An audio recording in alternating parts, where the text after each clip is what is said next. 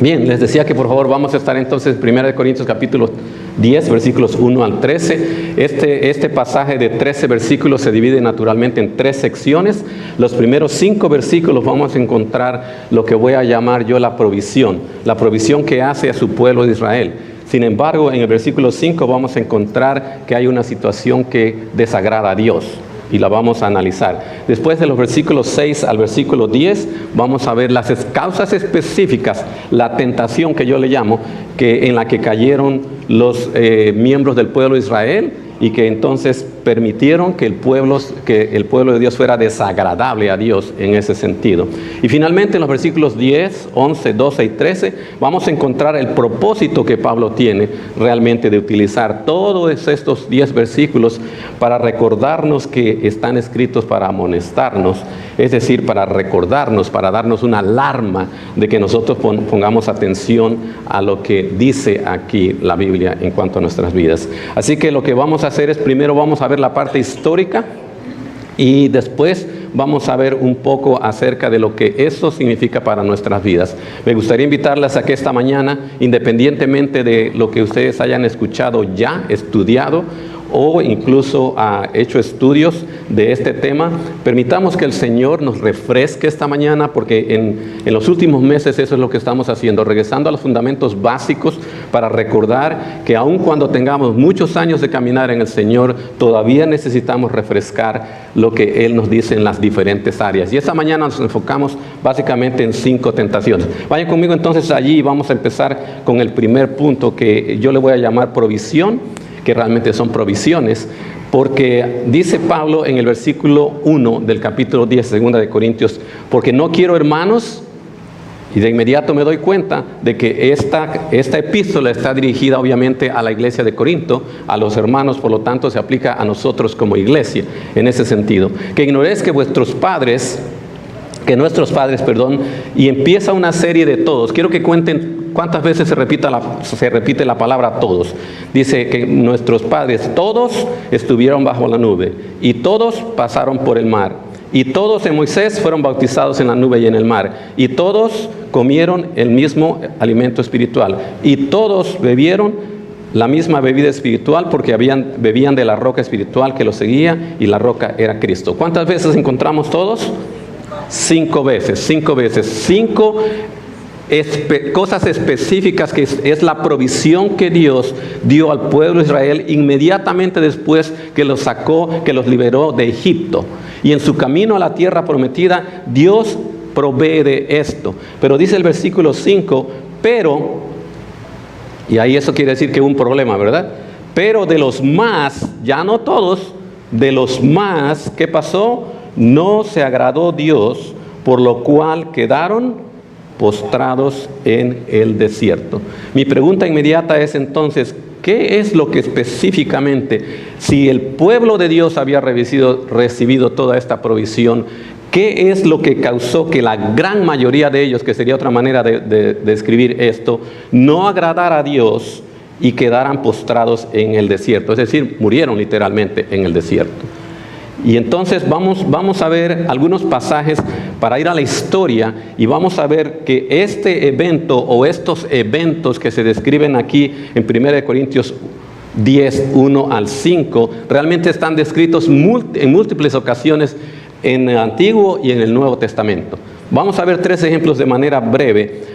En Nehemías capítulo 9, versículo 11, encontramos un recuento cuando Esdras está diciendo al pueblo lo que había pasado anteriormente, recordando al pueblo de Israel. Y dice, hablando de lo que Dios había hecho, dice, dividiste el mar delante de ellos y pasaron por medio de él en seco, y sus perseguidores echaste en las profundidades como una piedra en profundas aguas. Versículo 12, con columna de nube los guiaste de día y con columna de fuego de noche para alumbrarles el camino por donde habían de ir. Y sobre el monte de Sinaí descendiste y hablaste con ellos desde el cielo y les diste juicios rectos, leyes verdaderas y estatutos y mandamientos buenos. Y vean lo que dice el versículo 14. Y les ordenaste el día de reposo santo para ti, y por mano de Moisés, tu siervo, le prescribiste mandamientos, estatutos y ley. No tan solo eso, dice el versículo 15, les diste pan del cielo en su hambre y en su sed les sacaste aguas de la peña y les dijiste que entrasen a poseer la tierra por la cual alzaste tu mano y juraste que la darías. A pesar de toda esta provisión, que ya la acabamos de leer en 1 Corintios 10, 1 al 5, y lo que acaba de escribir aquí Nehemías 9, 11 en adelante, entonces, si observamos aquí, esto es todo lo que Dios le dio al pueblo de Israel. ¿Qué es lo que hizo entonces el pueblo de Israel que desagradó tanto a Dios? Dice, voy a llevarlos a dos pasajes que comentan en cuanto a esto. En Hebreos 11, 29 dice, por la fe pasaron el mar rojo como por tierra seca, e intentando los egipcios hacer lo mismo, fueron ahogados. Pasaron por fe, vieron que Dios lo podía hacer. Pero vean lo que dice en Juan capítulo 4, versículo 10, en el Evangelio según San Juan, hablando, porque dice en la última parte del versículo 4 que ellos bebían de la roca, que era Cristo. Y es lo que dice Juan 4:10, respondió Jesús y le dijo, obviamente estamos hablando aquí de la mujer samaritana, si conocieras el don de Dios y quién es el que te dice, dame de beber, tú le pedirías y te daría agua viva. Estamos hablando específicamente de la provisión de Dios, pero dice el versículo 5 que Dios no se agradó de la mayoría de ellos. Y tanto se desagradó Dios en ellos que los dejó que muriesen en el desierto por 40 años. Imagínense ustedes, 40 años.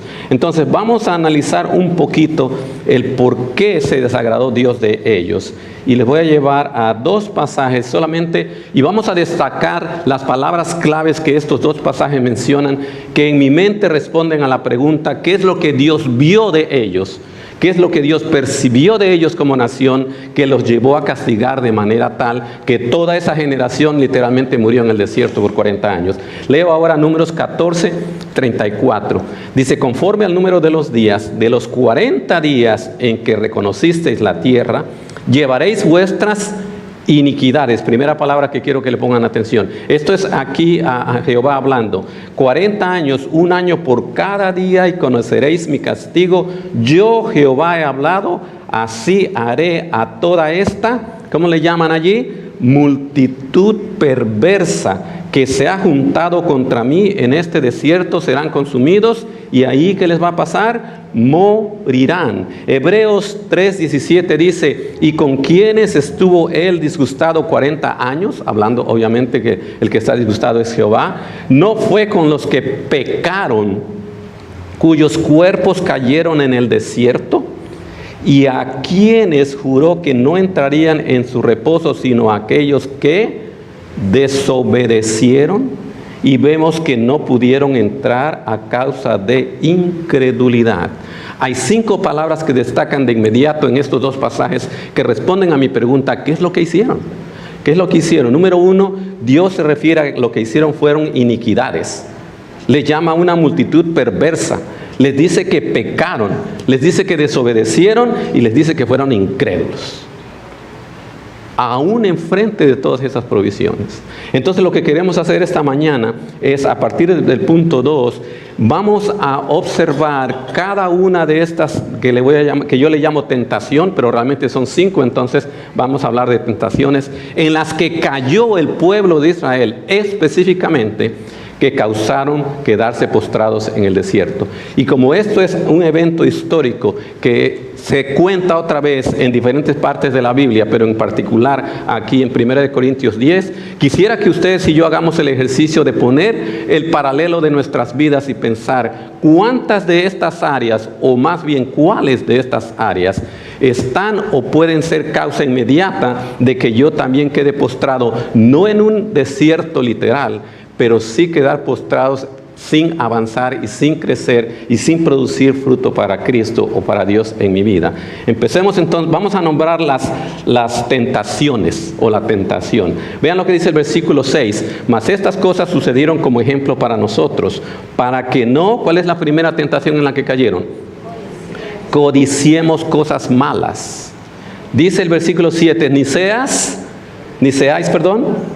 idólatras. Dice el versículo 8, ni forniquemos. Dice el versículo 9, ni tentemos al Señor. Dice el versículo 10, ni murmuréis como algunos de ellos murmuraron. Y entonces vamos a tomar cada una de estas, vamos a ver muy brevemente qué es lo que la Biblia dice de estas diferentes áreas y conceptuar en nuestras vidas cómo estamos, porque ese va a ser el último punto, es la amonestación que recibimos de la palabra de Dios.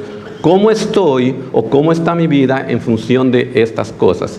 Muchos de ustedes ya han escuchado, estudiado y probablemente ha leído mucho acerca de estos pasajes o de estos temas, y a veces cuando hemos escuchado repetidamente el mismo tema, entonces lo asumimos como que ya lo sé, y excelente, me encanta que lo sepan, pero el asunto no es saber. El asunto es que lo usemos esta mañana para ponerlo a la par de nuestras vidas, vernos en el espejo de lo que la palabra de Dios dice y analicemos qué es lo que está pasando en mi vida en esas diferentes áreas. Empecemos con el primero, donde dice el versículo 6, para que no codiciemos cosas malas. Les pregunto de inmediato, en tu mente, ¿qué es codiciar? ¿Qué es codiciar? Rápidamente, alguien dígame súper rápido. Desear. ¿Algo más de desear? Querer algo que no tengo. ¿Alguien más? Específicamente porque alguien más lo tiene y yo no lo tengo y yo lo quiero, ¿verdad? Creo que eso es más, de manera muy simple, yo diría que el codiciar es desear con ansiedad algo más de lo que Dios me provee. Piensen en esto por un momento. La codicia es el sentir, esa ansiedad de que yo quiero o me gustaría tener algo porque Dios me está proveyendo algo que a mí no me gusta. Y eso no lo digo, no digo no me gusta lo que Dios me está dando, sino que simplemente expreso ese deseo, no con mis palabras, sino con mis acciones. Piensen detenidamente en esta mañana. Todo lo que cada uno de nosotros necesita, ahora, en este momento, en este periodo de nuestras vidas, Dios nos está proveyendo.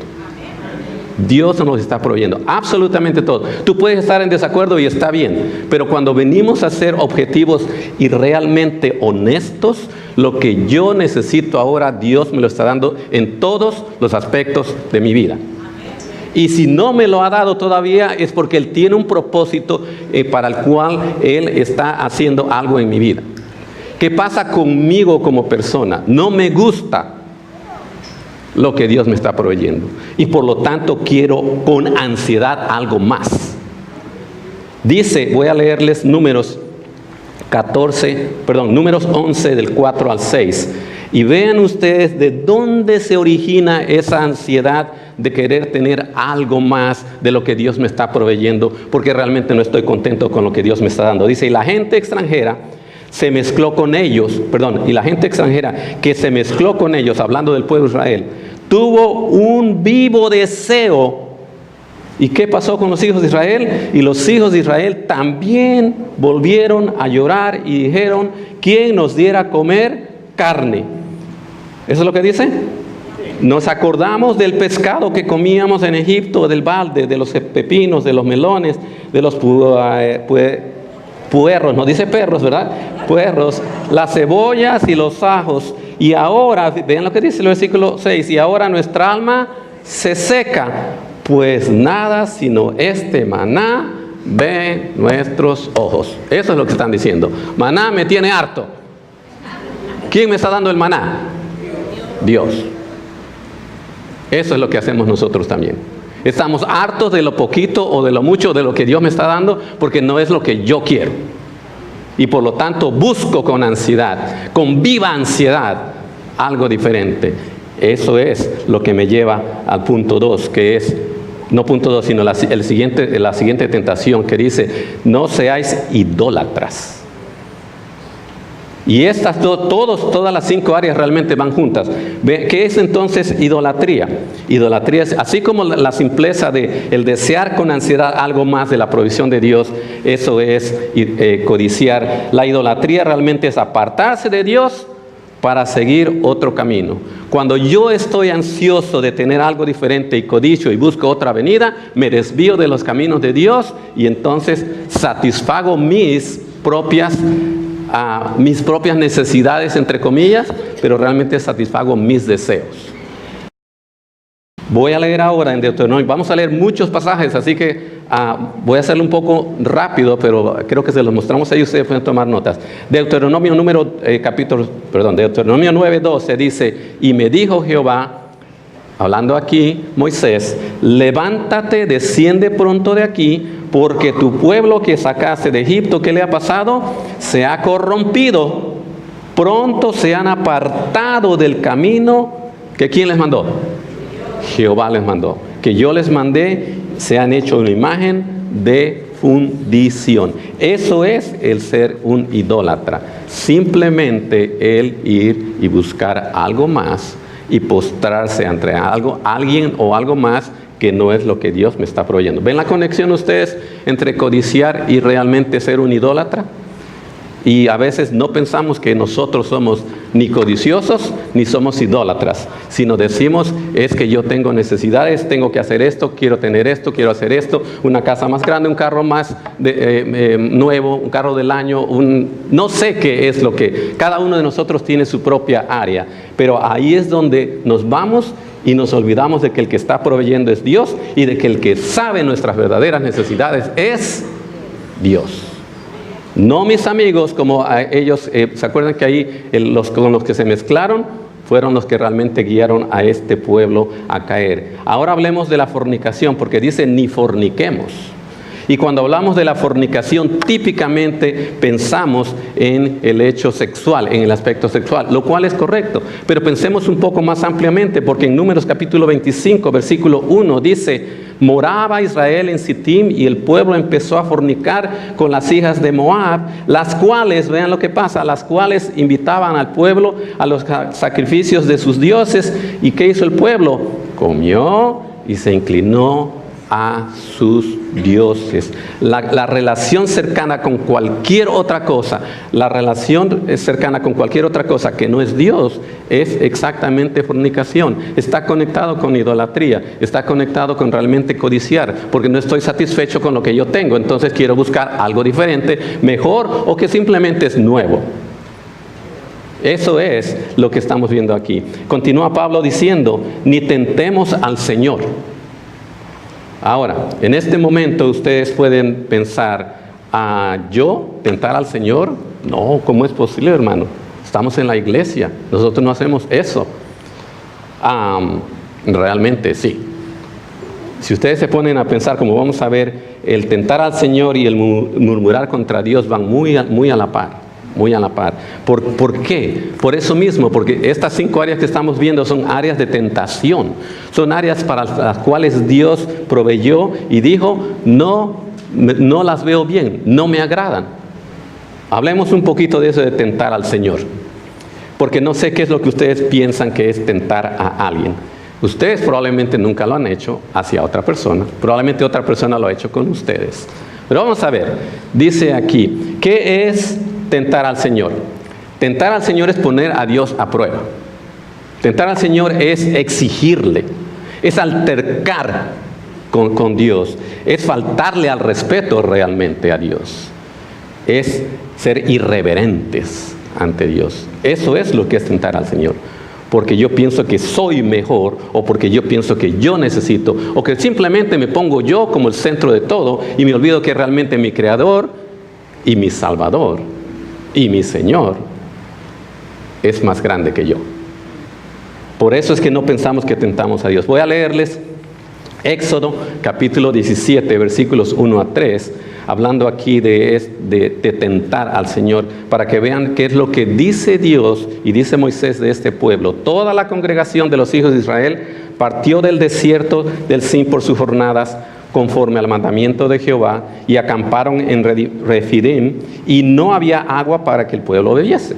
He ahí el problema, ¿verdad? Y altercó el pueblo, vean, altercó el pueblo con Moisés y dijeron, danos agua para que bebamos. Y Moisés les dijo, ¿por qué altercáis conmigo? ¿Por qué tentáis a Jehová? Así que el pueblo allí tuvo sed y murmuró contra Moisés y dijo: ¿por qué nos hiciste subir de Egipto para matarnos de sed a nosotros, a nuestros hijos y a nuestros ganados? Vean cómo es que nosotros vamos a expresar el tentar al Señor, nuestra exigencia para Dios. No realmente vienen directamente a Dios, si ustedes se están dando cuenta aquí. Vienen y pelean y van a altercar y van a gritar, van a levantar sus voces en contra del encargado. En este caso es Moisés, el que Dios está utilizando. Pero me llama mucho la atención, vayan conmigo al Salmo 78. Y creo que es el versículo 18 y 19. Debe ser 18 y 19. Vean qué es lo que realmente ocurre, hermanos, cómo es que nosotros, ustedes y yo, tentamos al Señor. Probablemente lo gritamos cuando estamos a solas, pero ese grito no surge como de la nada. Dice, tentaron, estoy leyendo Salmo 78, versículo 18, pues tentaron a Dios ¿en dónde? En su corazón. ¿Cómo es que le tentaron a Dios en su corazón? Pidiendo comida a ¿cómo? A su gusto. Ya no querían maná, ¿se acuerdan que estaban diciendo esto? Sino que exigían algo más. Y hablaron contra Dios diciendo: ¿podrá poner mesa en el desierto? Creemos que Dios no es lo suficientemente poderoso, ni grande, ni capaz de proveer lo que yo necesito, sino que exijo y quiero lo que yo quiero. Aquellos de ustedes que tienen niños pequeños lo saben perfecta y exactamente. Le van a dar un vegetal a su niño y él va a decir: oh, dame otro porque me encantan. No, ni ustedes mismos ni nosotros mismos queremos vegetales, ¿verdad? Pero como nosotros tenemos la opción, entonces yo lo pongo a un lado y no me lo como y nadie me dice nada, excepto de que alguien te diga: cómete tus vegetales. Pero así es como es el pueblo de Israel, ¿verdad? Quieren algo a su gusto. El tema es muy claro, no es poner atención a lo que Dios está proveyendo, es poner atención a lo que Dios no me está proveyendo. Y cuando ese es mi enfoque, entonces voy a caer en estas áreas de tentación. ¿Qué le pasó al pueblo de Israel? Literalmente les pasó. Y a mí también puede pasar. Veamos la última, el quinto pecado, por decir así, el área número 5, que honestamente creo que nos va a llegar más a nosotros, es: ni murmuréis. Ni murmuréis. ¿Qué es murmurar? Cada quien de ustedes va a tener su propia definición, pero déjenme sugerirle mi definición de murmurar. Es más, para que ustedes no definan murmuración, ¿qué les parece si ustedes se ponen a pensar cuál fue la última vez que ustedes murmuraron? Probablemente no abiertamente, pero sí por lo menos se pusieron gruñones y murmuraron en su mente y en su corazón en contra de alguien. Que no es contra algo, siempre es contra alguien. Y les voy a sugerir que lo que vamos a ver aquí es que ese murmurar realmente siempre va dirigido a Dios, pero lo proyectamos hacia alguien, porque es la manera en que alguien me va a responder. Pensamos que gritarle a alguien mi descontento me va a dar de regreso, me va a proveer lo mejor que yo quiero, y realmente así no es como funciona. Vean lo que dice. Yo les sugiero que murmurar es, número 1, expresar descontento, ¿verdad? Expresar descontento, pero lo vamos a hacer ante otros. El murmurar es criticar. El murmurar es hablar mal de alguien cuando ese alguien no está presente. Eso es murmurar. El murmurar es quejarse, y como les decía, es quejarse de alguien. Vamos a leer Números 14 en los versículos 1 al 3 para que veamos el ejemplo. Recuerden, estamos haciendo dos cosas paralelas. Estamos estudiando lo que el pueblo de Israel hizo, pero lo estoy también viendo en mi vida. Entonces toda la congregación que hizo gritó y dio voces, y el pueblo lloró aquella noche. ¿Y qué hicieron? Se quejaron contra Moisés y contra Aarón, todos los hijos de Israel, y les dijo toda la multitud: ojalá muriéramos en la tierra de Egipto o en este desierto, ojalá muriéramos. ¿Y por qué nos trae quién? Jehová a esta tierra para caer a espada y que nuestras mujeres y nuestros niños sean por presa. ¿No sería mejor volvernos a Egipto? Vean las palabras claves que tenemos aquí, porque realmente aquí están tentando a Jehová, al Señor, y se están quejando de Dios. Pero vean que lo primero que hacen van a ir a Moisés y Aarón, que son los encargados de esta tarea, por decir así. ¿Y qué es entonces lo que ocurre? Lo que ocurre es que en nuestra realidad, si ustedes se ponen a pensar, nuestro problema es con la persona que está en autoridad inmediata a mí. Piénsenlo muy claramente. En todos los sentidos, no tan solo en el trabajo, porque típicamente hablamos de la persona que está encargada del trabajo, o en el trabajo porque es donde típicamente pasamos más tiempo. Pero nuestra murmuración generalmente va hacia aquellos que están encargados o están organizando algo. Pero no vamos a ellos directamente, sino que venimos al hermano, a la hermana, al abuelito de no sé quién que me escucha, y empiezo a quejarme de esa persona. Y nos lo comemos. Y lo partimos en pedazos y volvemos a comernos otra vez porque estamos hartos y saturados. ¿Por qué? Porque no nos gusta lo que están haciendo. Porque no nos gusta X o Y. Y no vamos a ir a específicos, pero el asunto es la actitud. Vean lo que dice Dios de esta actitud en Números 14:27. En Números 14:27, eso es lo que Dios ve cuando nosotros murmuramos, nos quejamos y hablamos mal de los demás. Dice, ¿hasta cuándo oiré esta depravada multitud que murmura contra mí? Las querellas de los hijos de Israel, ¿que de quién se quejan? De mí. Cuando nos quejamos, cuando murmuramos, lo estamos haciendo en contra de Dios. Por eso es que Filipenses 2:14-15 dice, haced todo sin murmuraciones y contiendas. Eso es lo que dice Pablo también.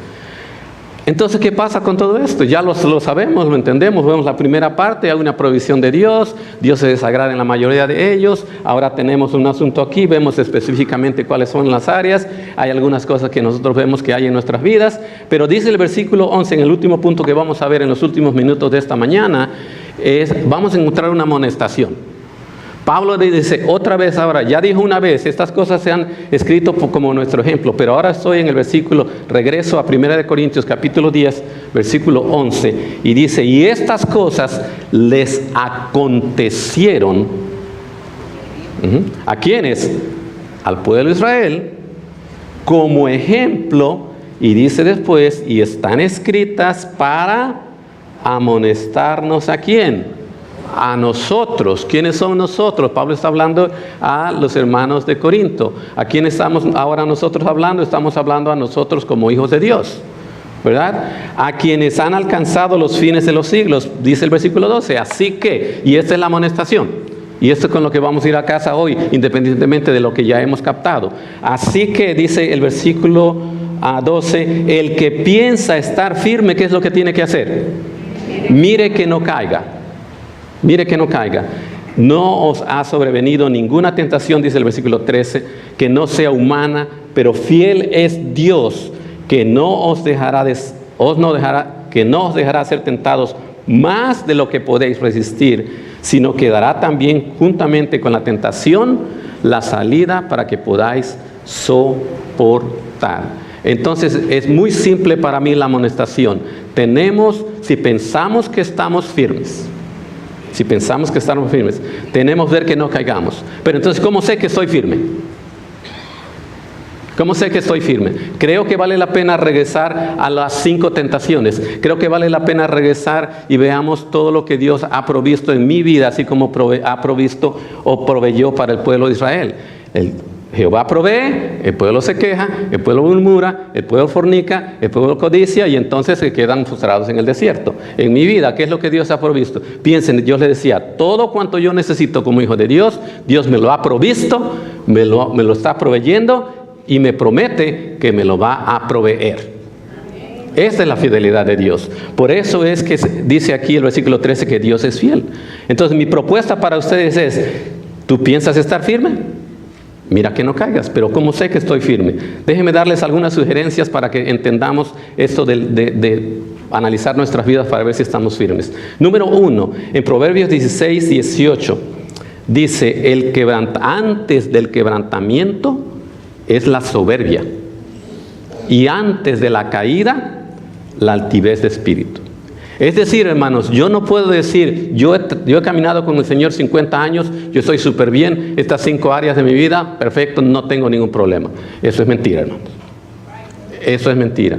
Porque todos todavía tenemos en nosotros esa naturaleza pecaminosa que Pablo dice que lo espiritual no es primero en nosotros, sino lo animal, en 1 Corintios 15, 46. Entonces, yo tengo la posibilidad de codiciar, puedo codiciar en cualquier momento.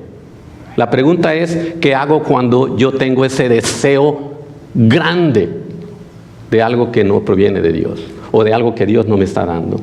Ustedes y yo todavía tenemos esa tendencia natural que nos la da nuestra carne. Tenemos que entender, cuando yo analizo mi vida y quiero saber cómo estoy en esas 5 áreas, que en 1 de Juan capítulo 2 versículo 16 dice, todo lo que hay en el mundo, los deseos de la carne, los deseos de los ojos y la vanagloria de la vida no provienen del Padre, sino del mundo. Tengo que observar de dónde viene este gran deseo que yo tengo. Y no es un deseo de irte de misionero, estoy seguro. Eso te lo puedo asegurar. No es un gran deseo que te quieres ir de misionero. Y está bien, si Dios no te pone en tu corazón eso. Pero ese gran deseo que tú tienes de tener más, porque tu vecino tiene mucho, eso es codicia. Y ese deseo, esa codicia de querer tener más o ser mejor porque tu vecino se ve mejor que tú, te va a atrapar y te va a postrar y te va a mantener allí. Allí te va a mantener, porque eso no es lo que Dios te está guiando. Por eso es que 1 Pedro dice, sed sobrios y velad, porque vuestro adversario, el diablo, como león rugiente, anda alrededor buscando a quien devorar. ¿Eres tú una presa de Satanás? Eso tenemos que ver. Pero en medio de todo eso tenemos que entender que Dios es fiel.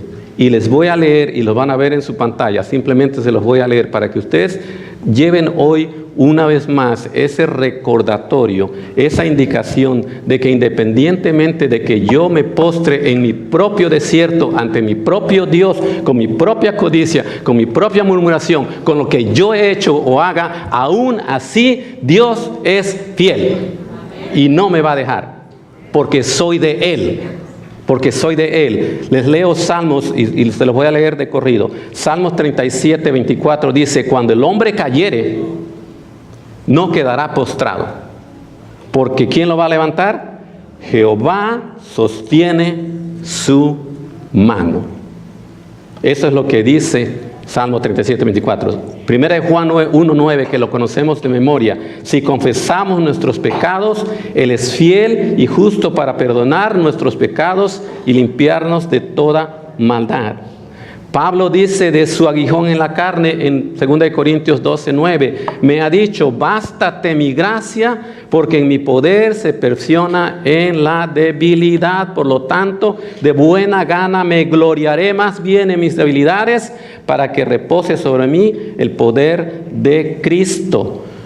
Cuando el Señor Jesucristo está hablándole a Pedro, le dice, Simón, Simón, he aquí Satanás os ha pedido para zarandearos como a trigo. Pero dice el versículo 32, pero yo he rogado por ti para que tu fe no falte y tú, una vez vuelto, confirma a tus hermanos. Esa es la fidelidad de Dios. Y cuando yo veo la fidelidad de Dios en mi vida, hermanos, a pesar de mi pecado, a pesar de caer en las tentaciones, necesito entonces renovar la idea de que a quien me tengo que postrar es a mi Dios y nada o nadie más. Esto es lo que hizo Moisés cuando leo Deuteronomio 9:25, dice, me postré pues delante de Jehová 40 días y 40 noches estuve postrado porque Jehová dijo que os había de destruir. El Salmo 138:2 dice, me postraré hacia tu santo templo y alabaré tu nombre por tu misericordia y tu fidelidad, porque has engrandecido tu nombre y tu palabra sobre todas las cosas. Esa debería ser mi actitud, el realmente quebrantarme a Dios y ver que así como el pueblo decidió tomar ciertas decisiones que no le agradaron a Dios, también lo puedo hacer yo.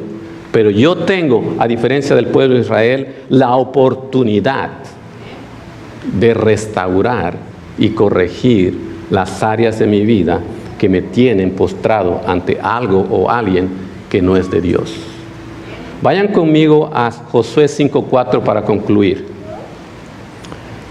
En medio de todas las ocupaciones que hay en la vida, en medio de todo lo que se nos olvida, lo que Dios ha provisto para mi vida, en medio de que pienso que soy superpoderoso y las tentaciones no afectan mi vida, en medio de que no me doy cuenta de que estoy atrapado en algo, vean lo que hace Josué. Cuando Josué va a la guerra, en una de estas guerras, Josué está como haciendo un alto y ve a una persona, y entonces lo inmediato que viene a Josué es decir, o tú estás de mi parte o estás en contra de nosotros, parafraseando lo que dice allí. Y vean la respuesta, la persona que él vio era Jehová, era Jesucristo, era lo que dice aquí el príncipe del ejército. Y vean lo que dice 5:14 de Josué 5:14 en Josué. Él respondió, no, mas como príncipe del ejército de Jehová he venido ahora. Entonces cuando Josué vio eso dijo, postrándose sobre su rostro en tierra. Número uno, ¿qué hizo? No le pidió. Cuando se dio cuenta de que era Dios quien le estaba hablando, ¿qué hizo? Número uno, se postró, aceptó su presencia y se dio cuenta de que Él era el Señor y le adoró. ¿Y qué hizo después? Le hizo una pregunta. No le pidió nada. Le hizo una pregunta. ¿Y qué le dijo? ¿Qué dice mi Señor a su siervo? Y esa me gustaría que fuera nuestra pregunta para nuestro Señor esta mañana. Tú has escuchado muchos pasajes, has recordado muchas cosas que habías aprendido anteriormente, pero quizá en tu vida hay algo específico que tú necesitas escuchar o que ya escuchaste de Dios. Y tu actitud necesita ser postrarte en tu rostro, quizá no literal, pero sí en una actitud de humillación y de sumisión a Dios. Darle gracias por todas las provisiones que Él ha dado a tu vida y decirle que dice mi Señor a su siervo, porque somos de Él y lo continuaremos siendo hasta la eternidad, porque tenemos promesa de vida eterna. Vamos a orar, hermanos. Padre bendito, te damos gracias porque tú eres bueno, como lo acabamos de ver, Señor. Tú eres fiel, Señor. Y aún en medio de nuestra terquedad, aún en medio de nuestra multitud de pecados, aún en medio de nuestras malas actitudes, tú todavía nos ves como tus hijos, Señor. Tú todavía nos ves como algo precioso para ti. Y mi oración, Padre bendito, esta mañana, que cada uno de nosotros que está aquí presente ya te conozca como Señor y Salvador. Que ya tengamos una relación eterna contigo, Padre bendito. Porque entonces podemos clamar y reclamar lo que hizo Josué. Pedirte algo que tú nos vas a decir hoy. Poder adorarte y postrarnos en nuestro rostro hacia ti, Señor. No quiero terminar mi oración sin antes esta mañana decirte, si tú este día no conoces a Cristo como Señor y Salvador y quisieras que hoy fuera el día de salvación, puedes simplemente levantar tu mano. Yo sé que este mensaje estuvo dirigido específicamente para aquellos que conocemos a Cristo como Señor y Salvador, pero quizá tú no le conoces y tú quieres saber qué es eso. Tenemos una persona que se puede sentar contigo y explicarte por medio de la Biblia, como lo hemos hecho hoy, qué significa eso de seguir a Cristo, qué significa eso de tener una relación con Él. Y si tú tienes ese deseo, levanta simplemente tu mano y alguien va a hablar contigo. Y a cada uno de nosotros, hermanos, de aquellos que ya tenemos una relación con Dios, te pido que simplemente desees profundamente en tu corazón analizar estas 5 áreas que hemos visto y pedirle a Dios que limpie tu corazón, que te muestre lo que hay que hacer con tu vida, que arregles lo que hay que arreglar para que podamos verdaderamente adorarle y verdaderamente ser sus siervos. Gracias, Señor, por este día y por esta bendición. Cuídanos, protégenos y te agradecemos todo lo que tú nos das, Señor, infinitamente, porque sabemos que lo haces porque nosotros lo necesitamos. Te lo agradecemos todo en el precioso nombre de Cristo. Amén y amén.